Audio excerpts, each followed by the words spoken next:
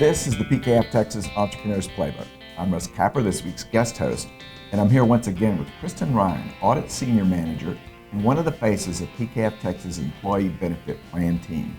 Kristin, welcome back to the Playbook. Thank you. Glad to be here. Okay, so I understand we're going to talk today about the Secure Act. That's right. So the Secure Act has been a big buzz lately. It was signed on December 20th by the President, and the overarching goal is just to encourage participation in plans and retirement savings. Well, I always think the way to encourage participation is have company matching funds.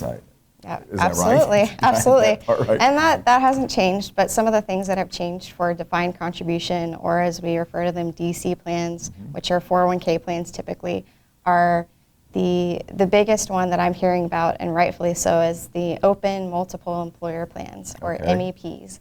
So historically, that's only been available to companies that were related or had a similar commonality, but now that's being opened up to other employers. So we're going to see a lot more employers joining these, and it's going to result in cost savings for them, some scaling, and sharing in fiduciary risk.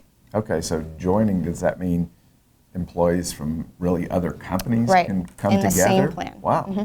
There should be lots of benefits in doing that, aren't there? Yeah, absolutely. I mean, for the company and the employee. Absolutely. Okay, well, tell us more. The downside, though, to that is the lack of tailoring that they can then do, that they were able to do in their own plan, is the only thing that we're going to see. We're probably expecting most of our clients and most in the industry to stick with their own plan and not join a multiple employer plan, but it is a good option for smaller companies that need that cost savings and need to have a plan that's already designed. Okay, so is the lack of being able to customize it mainly just because it's a bigger group and the group all has input on it? Yeah, it's going to be more of a cookie cutter type plan. Okay. Yep. Anything you've left out that we need to make sure they Yeah, there was a lot with this one for 401k plans specifically. One thing is required minimum distributions can now be taken out at 72 instead of 70 and a half. So they can wait a little bit longer before they take those out. They've removed the age requirement on IRA contributions. So now as long as you're still working, you can take those contributions beyond that age. They have increased the auto escalation cap from 10% to 15%. They've made lifetime income or annuities more accessible to 401k plans now. Historically, it's been more of a pension plan type vehicle, but now they've taken away some of the liquidity restrictions, so that's going to allow for those to be 401k options. And then lastly, one thing I wanted to mention was the long-term part-time employees have historically been excluded from most plans.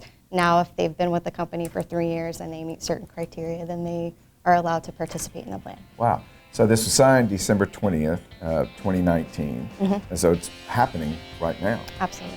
Okay. Yep, going to hear a lot more about it. Okay. Thanks a lot, Kristin. Thank you.